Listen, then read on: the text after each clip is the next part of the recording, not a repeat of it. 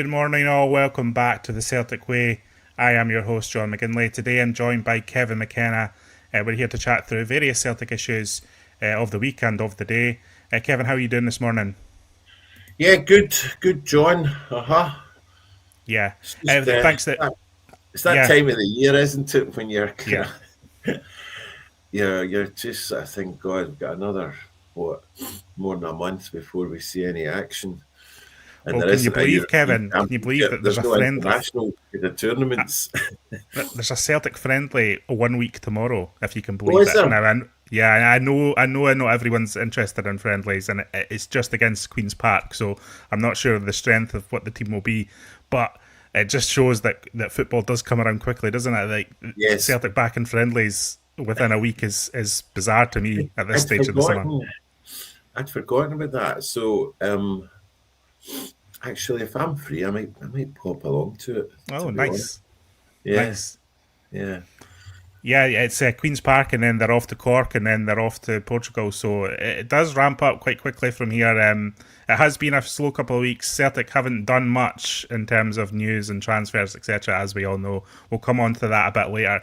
You know what I wanted to talk about today, Kevin, was the sad passing of John Clark, another Lisbon Lion. The reason why we're talking about it today, everyone, is the show we did on Monday. We did it before the news about John Clark's passing arrived, and then there was no show on Tuesday, so we didn't get a chance to follow up. And I knew Kevin was coming on today, and I thought he was better placed to talk about John Clark and the Celtic legacy than myself and Hamish.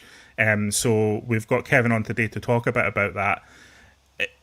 Kevin, the Lisbon Lions are totemic, obviously, and just so massive, even in younger generations' lives, just in growing up and learning about Celtic, learning about the history of Celtic. John Clark was one of those figures that really linked those generations, given his presence in the backroom staff at Celtic for decades, really. And to lose another Lisbon Lion, to lose John Clark, is another link between us and history that is lost forever now. Yeah, yeah, I've got sort of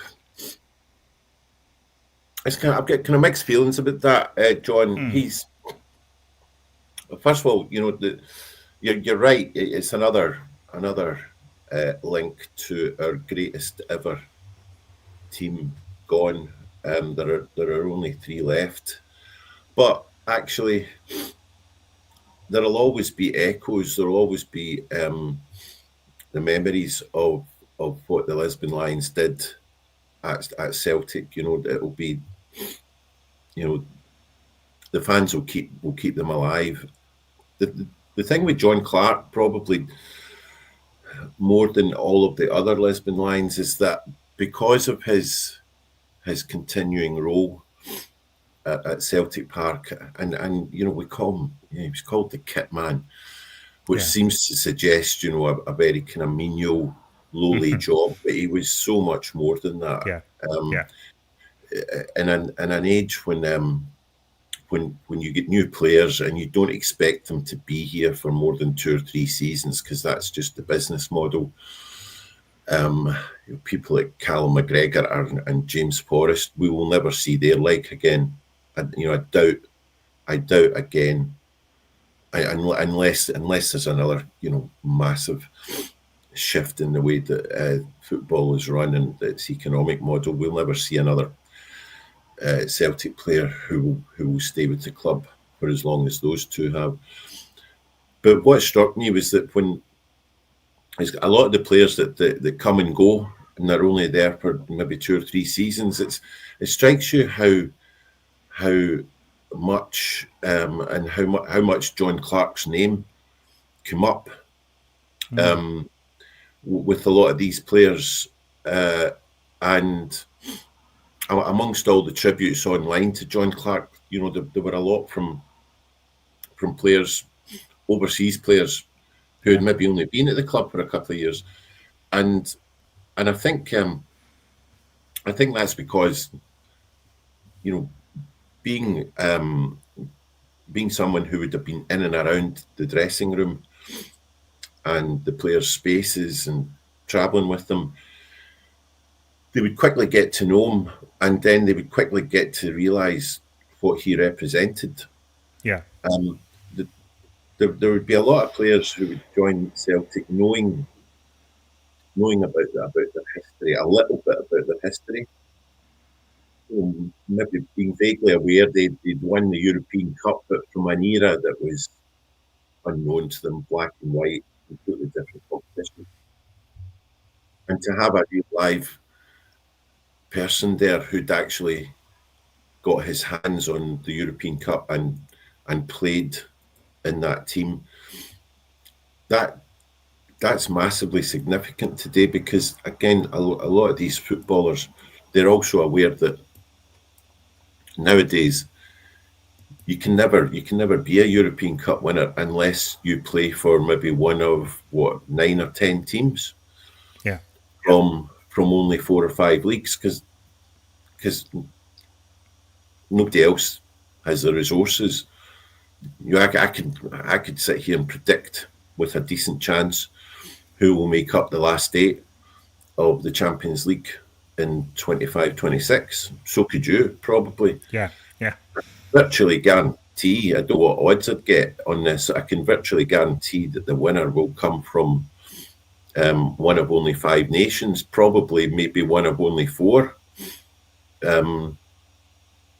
And so people don't meet. You don't see all that many people who win a European Cup, and we had John Clark. But more than that, I had the privilege of meeting John a few times, not often. And you'll have heard quite a lot of talk about how he's quiet, he was humble, self-effacing. That doesn't really do him justice either, because to play in that Lisbon Lions team, you had to be able to look after yourself, and not just on the park. They were a formidable. They all each had formidable characters. They were quick-witted, wisecracking, sure of themselves.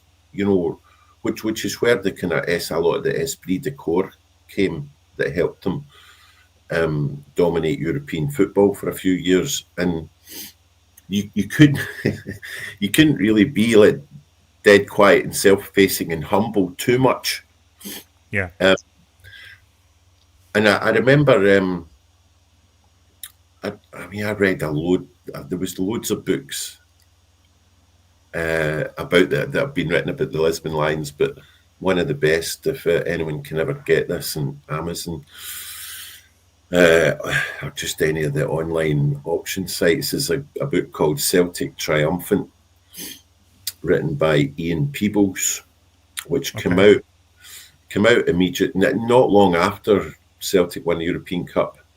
And Ian Peebles was I think he was a journalist with the Daily Express, but he was one of the very, very few who was granted access, if you like, to Celtic's inner sanctum by Jock Stein. And so he had been on that entire journey and got to know them all. And one of the things that had been written about by him and also Jim Craig, the Celtic right back, who's also still with us, had said this too, that John Clark could often be found with his nose in European football publications, reading up about European opponents, not just European, just about the European football scene, which was almost unheard of in those days, because in '67, in fact, even just a few years before that, when Celtic had started playing in European competition in '62 against Valencia, and then this applied to Rangers and the other Scottish clubs, newspapers didn't really bother themselves too much about it. They weren't sending correspondent, they weren't sending any of their journalists to cover them, which led to the very curious story of Celtic's first ever European victory was against the Swiss team Basel in 1963. And Fergus McCann, believe it or not, who I think was a student at the old former Strathclyde, it used to be called Strathclyde College, Strathclyde University now. he had written to the editor of the sports editor of the Glasgow Herald and asked if they would pay his way if he gave them a report from Switzerland. And he said, yeah, all right. So he goes to, Fergus McCann goes to Switzerland and the Herald. Celtic won 5-0, I think, by the way. And the Herald had, so there's a little match report with no byline of a few paragraphs of Celtic beating, one of Switzerland's most formidable sides. And that was written by Fergus McCann. That's remarkable. And so it would have been odd. It would have been a curiosity for somebody to be reading up on what was happening around Europe. Yeah. The other thing that's significant about John Clarke is, again, he's not one of the most, you're talking about the 3 or 4 Lisbon Lions that most readily come to mind. You're talking about, Billy McNeill, obviously, Jimmy Johnstone, the greatest ever player, Bertie Auld for his amazing personality, Bobby Murdoch because he was world class, Bobby Lennox for his goal, Stevie Chalmers for scoring the winning goal, Tommy Gemmell because he was world class. So John Clarke doesn't he doesn't feature immediately when people call these things to mind. But I remember my dad saying that he would talk about how, because you could go through a game and not notice a lot of what he did, it showed how great he was, because he brought a calmness. There wasn't any fuss. Yeah. And defence, and that's, what do you look for? I mean, how often do we even do? You're sitting through games and you're going, why is the defence so chaotic? Why does it keep happening? Why do these crosses keep coming into the box? Why are we not hanging on to the ball more? And my dad said, well, John Clarke just looked after things. And you couldn't even define him as people have said he was like a modern day sweeper. He wasn't really. He just brought a calmness and authority, and he found people with the ball. He used the ball well. Now you think of that having a commodity like that now, at the top level. Somebody who can, when the ball comes, they can play the ball forward to one of their own people under pressure. They can step in, kind of sniff out trouble a few moves ahead. They can place themselves in an area of the defence where they know that they're going to be most needed. You couldn't. That's an invaluable commodity. And even watching the bits of footage of John Clarke playing football that exist, it kind of shows that as well. So he would have been worth his weight in gold, and he would, today's game. That stability that he brought to Celtic was remarkable. I think he started every game for Celtic for a 2-year period. Yeah. He started every game in that 1966-67 season, obviously including the European Cup final. And to have that implicit trust of Jock Stein, I know that the Celtic team of that time are known for their attack and flair, but to have that attack and flair, you need that stability at the back that you're talking about. You need that dependability. You need someone there that you really trust that can hold down the fort while other players are expressing themselves. And I think, a lot because John, you were right when what you said earlier. Everyone always talks about John Clarke's humility and his stoicism, but I think when you talk about that, you do lose the part where he was just a quality football player for so long for Celtic at the highest level, and so consistent and dependable. And I think when we're talking about John Clarke, you're totally right. I don't think that should be forgotten at all. Yeah. He there was a few games I went to maybe 10, 12 years ago. I went to quite a few of the Celtic away games in Europe. In the Martin O'Neill, Gordon Strachan era, and travelled out with with the club on their plane, and there was there was a couple of occasions where there was a high churn of players, Mm-hmm. big players that Celtic paid a bit of money for. One or two of them with limited success, shall we say? And I'm not going to mention any names here, but there was one player in particular who was kind of quite loud. You could hear him from the back of the plane, and he's kind of just been quite loud and boisterous. And of course, he hadn't featured, or if he had, it was to a minimal extent. And he was on big money, but hadn't really done very much. And we were sitting just a few rows behind where John Clark was sitting. And let's just say that John Clark just intervened when this guy was just getting a bit too loud, and it was just a very sharp West of Scotland rebuke, which had the immediate desired effect.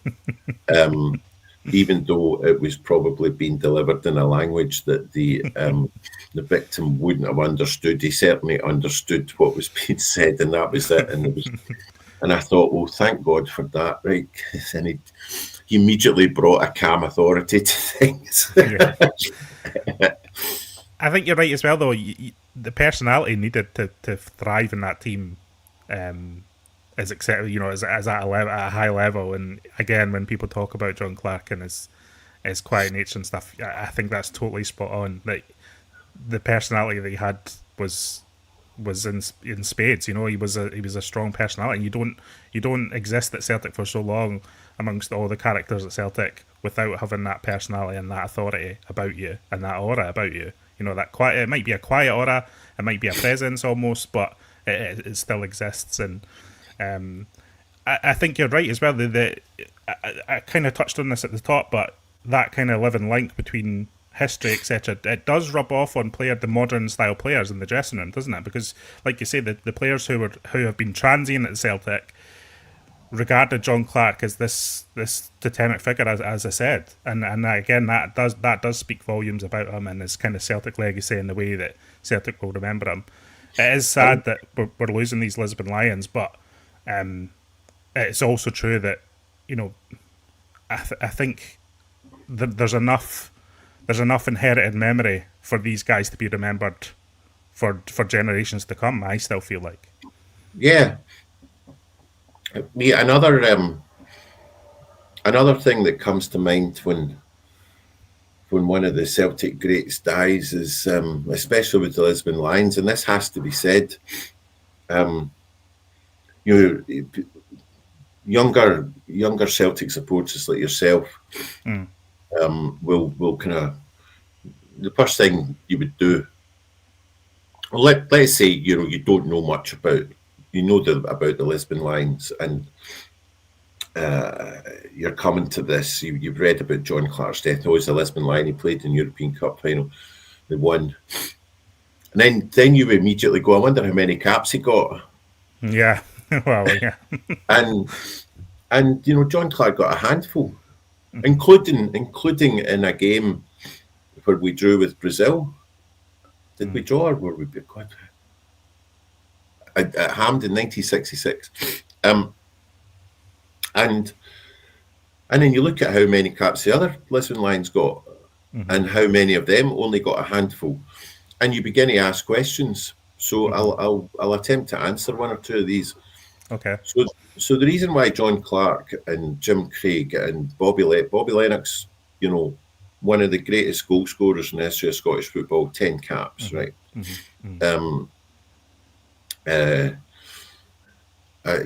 Jim Craig, 2 or 3, I think. None of the greats. The most caps that any Celtic player from the Lisbon Lions. Remember, this is not only Scotland's and the UK's greatest ever club team. It's full of players who would have walked into clubs like Real Madrid, AC Milan, Inter Milan at the time, Manchester United, Liverpool. Not one of them got more than 28 caps for Scotland. Now, you have to factor in that there were fewer international games being played then, and also the fact that there were more Scottish players who were playing for the big clubs in England than there are now, although it's beginning to change now.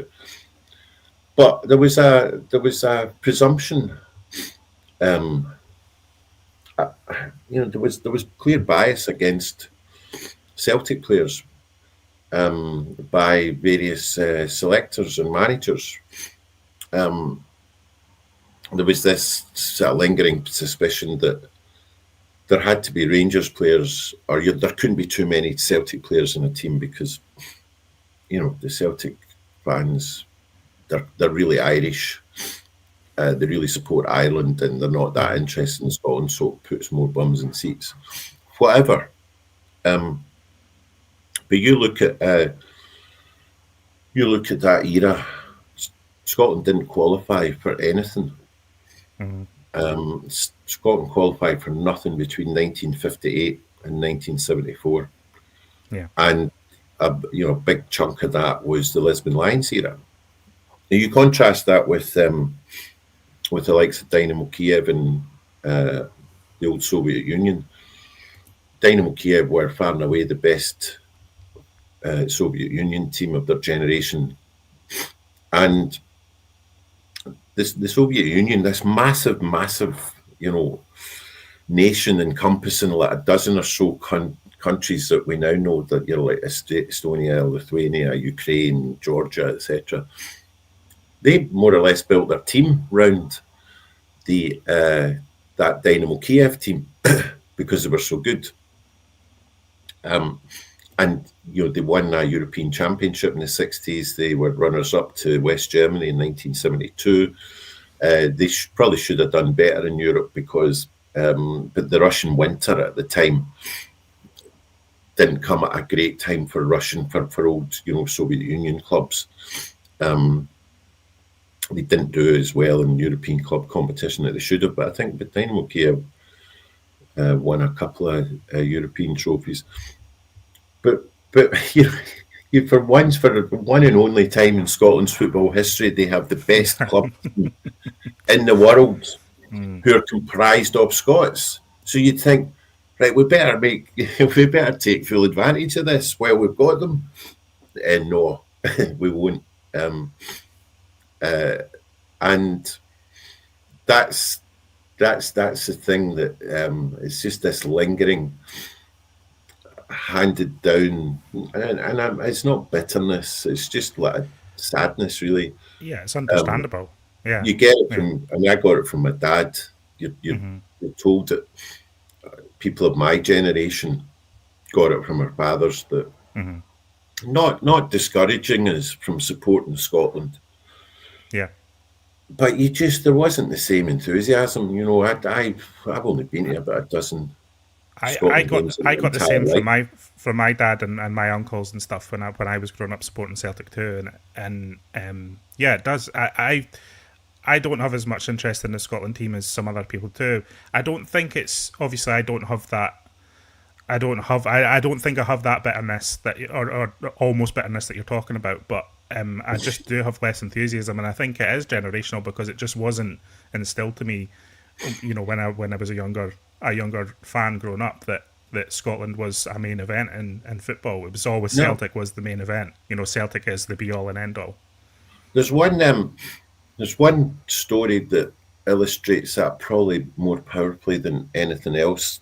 So, in a week or so before Lisbon in '67, Scotland had arranged a friendly match against the Soviet Union, and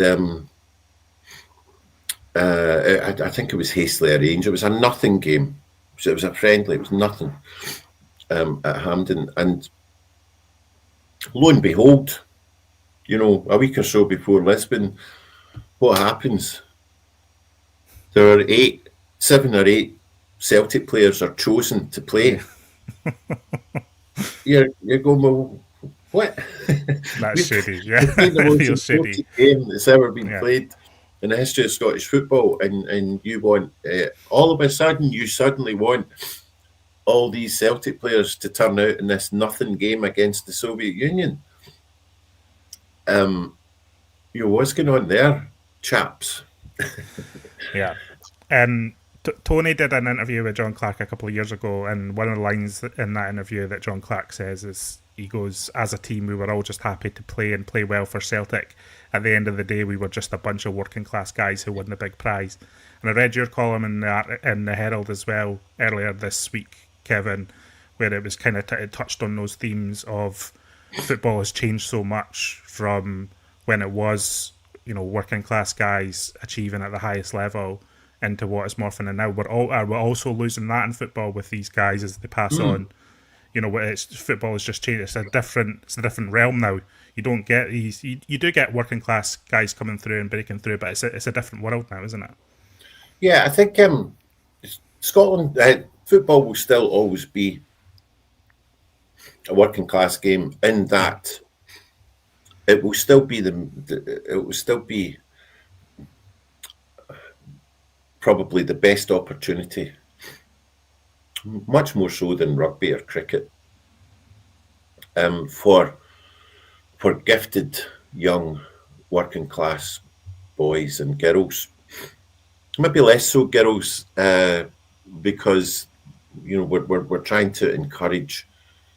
The women's game is in its infancy. It's still in its infancy at the moment. Yeah. And thankfully we're not making the same mistakes as the past with them, that they're embracing all the backgrounds and trying to enable girls from all ages and all backgrounds to play. But for boys, it's still a classic opportunity for gifted young boys, young men, to make something, to really to make some money and get some security, and also for their families. But it's just the capture, the wholesale capture of football by the corporate world. And occasionally you'll talk, but you'll hear people talk about the obscene amounts of money that some of the top players get. And I'm like, what, really? Just give them as much as they want, because we've exploited football, and the people who sponsor it have exploited the people that matter most, the players, for decades and decades and decades. I don't care how much Lionel Messi or Cristiano Ronaldo get. I don't care that Celtic, Celtic are paying massive wages for their best players. Don't care one jot. Great, give them it all. They deserve it. At least it's going to be put to good use. How often do you hear about young footballers? I'm actually thinking about Sadio Mane, but there's dozens more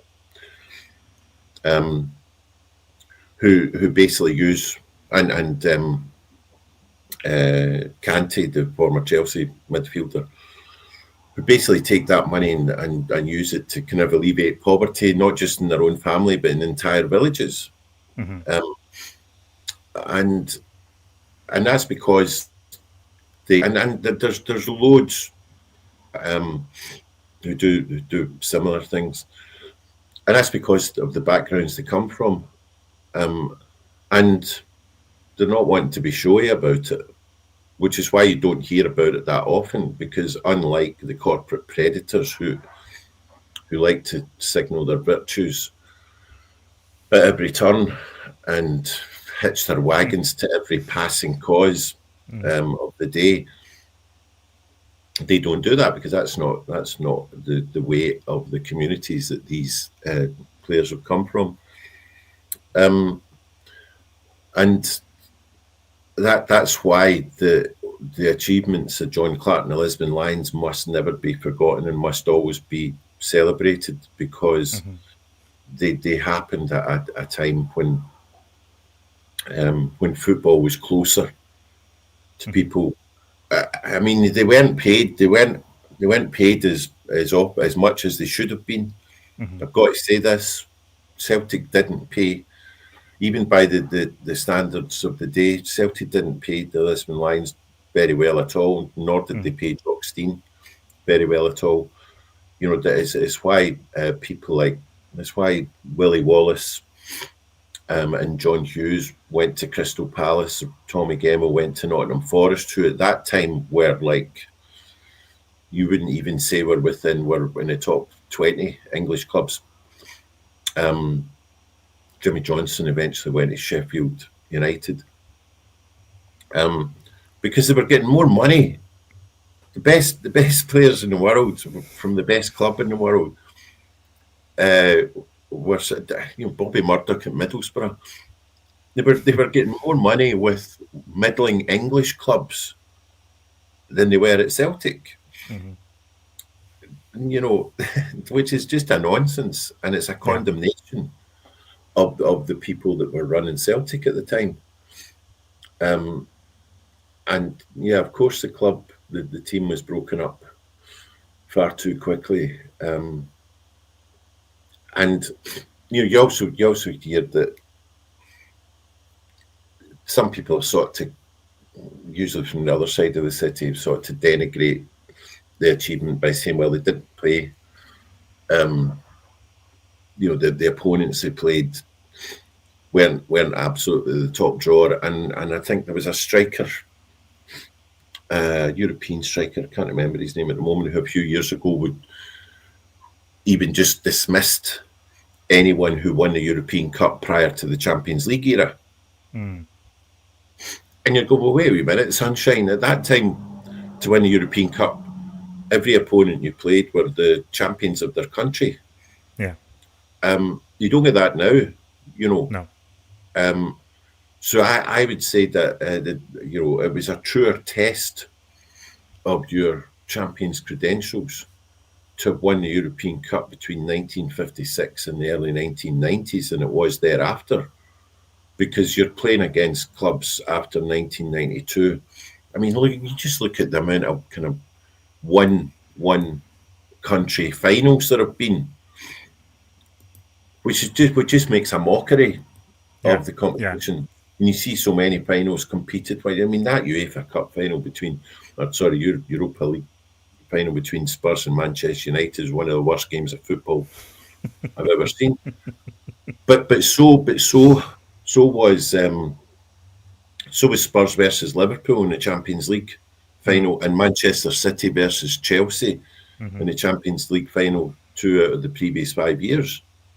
It does lose the romance. I think the single country finals do turn people off, and I think and they're rubbish. And people do get told, that it all gets hyped up to a degree, but I think people know within themselves that it just doesn't feel right. It just never feels right to see that. And if it's got English clubs, you're virtually guaranteed, just a dead final. Although, in saying that, I mean, one of the worst I ever saw was 2003 Champions League final between Juventus and AC Milan, which was played at Old Trafford. When it was 0-0, went to penalties. What an awful game of football, despite the fact that there were a dozen eye-wateringly brilliant players on the park. Anyway, we could spend another entire programme talking about that. Listen, we'll wrap up with 2 quick bits of news. Obviously, the news that Shaun Maloney's return to the club was confirmed last night. We talked a bit about it on the show yesterday, but that's all been confirmed and done. He becomes the club's professional player pathway manager, Kevin. That's his official title, mouthful. It's essentially looking to bridge the link between the academy teams and the first team. I think there will be, I said this yesterday, but there'll continue to be a lot of cynicism around the academy teams and the youth team until there's a sustained breakthrough from 1 or 2 players.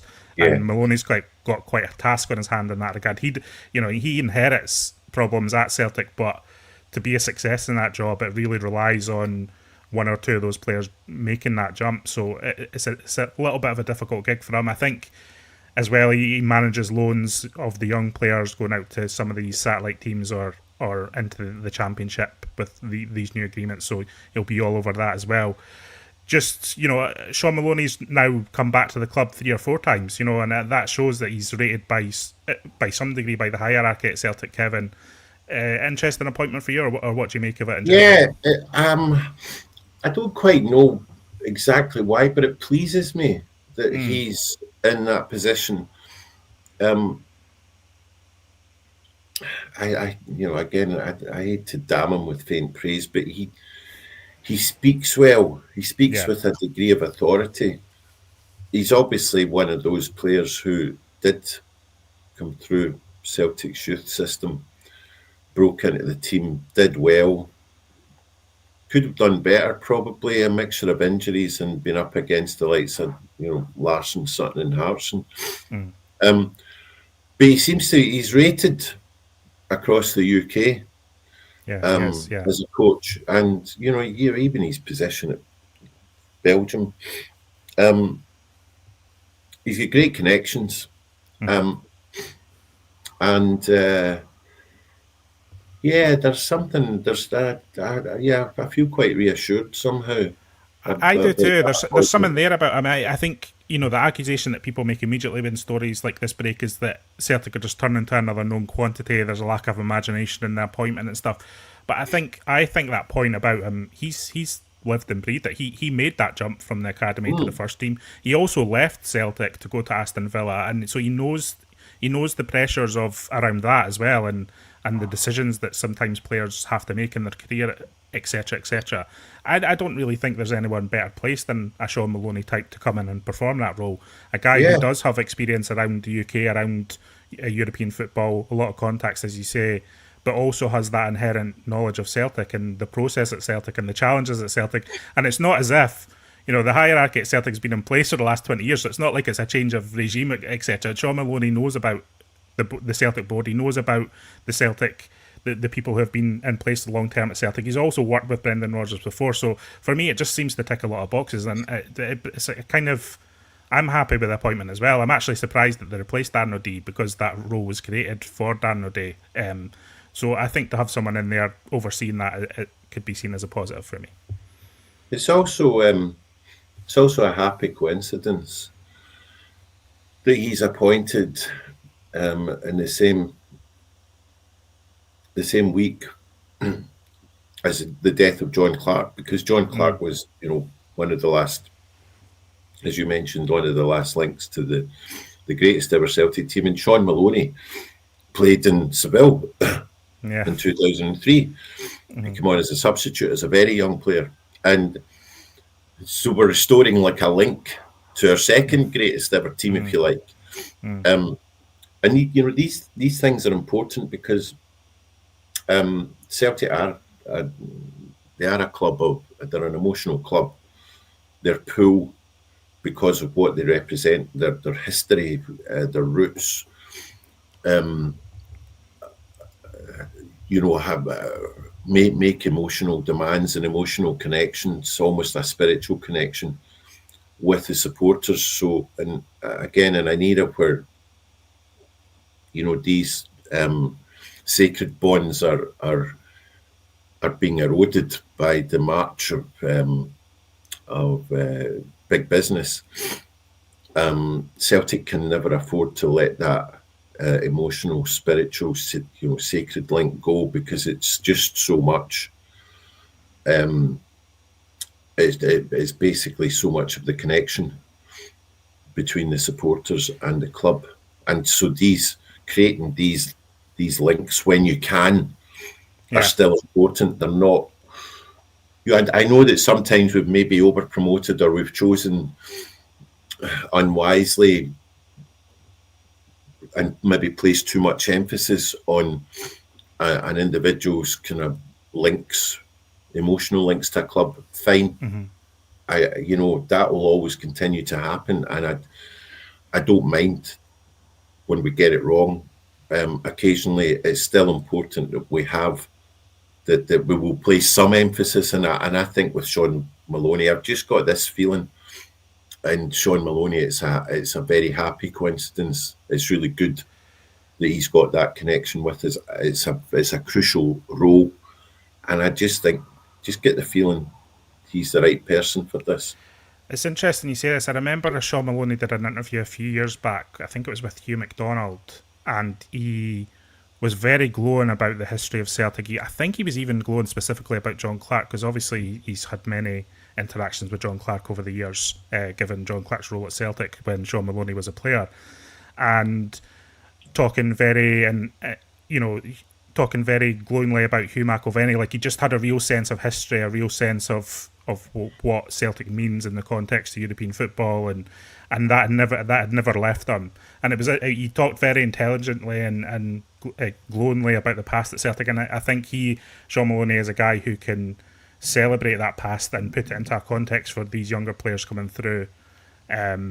Because he's, as we've said, he's lived and breathed it. So just to bring that full circle, I do think you're onto something there, in the sense that I think Maloney does harness that to an extent, and I think that's probably something that people don't see. But I wish I could find that interview. I might go and dig it out and put it on social media later, because it was a very interesting interview with Shaun Maloney. That one. Good. Yeah, so guys, we'll head off for today. We've been discussing John Clark, we've been discussing a bit about Shaun Maloney. I wanted to get Kevin on and talk about John Clark, just because I think of all the team at the Celtic way, he's probably the best place to talk about that. So that's why that's his polite way of saying I'm old and grey and past it, and they wheel me out for these occasions. But I don't mind, John. No, it's been very interesting. I was letting you talk because it was very interesting listening to you talk about all that, and it does put into context everything that John Clark means and the Lisbon line means, and it's important that it's spoken about, and it's spoken about properly, because I think by speaking about it, you do keep it alive to an extent, So it's important for us, I think, for younger guys to be talking and discussing about this, and not just sweeping it under the carpet as, that's another old guy gone. It should be more than that. It means more than that to me as well. 100%. Perfect. Okay, thanks for everyone joining us in the live chat. Thanks for joining us in the comments below if you're doing that as well. We'll be back tomorrow. I think I'll be on with Josh. We'll be talking about the latest Celtic news. Hopefully there's some confirmed news of some confirmed signings of some sort to speak about, and that would cheer us all up too. Thanks for now, Kevin. Thanks for everyone joining us in the chat, and we'll speak to you again.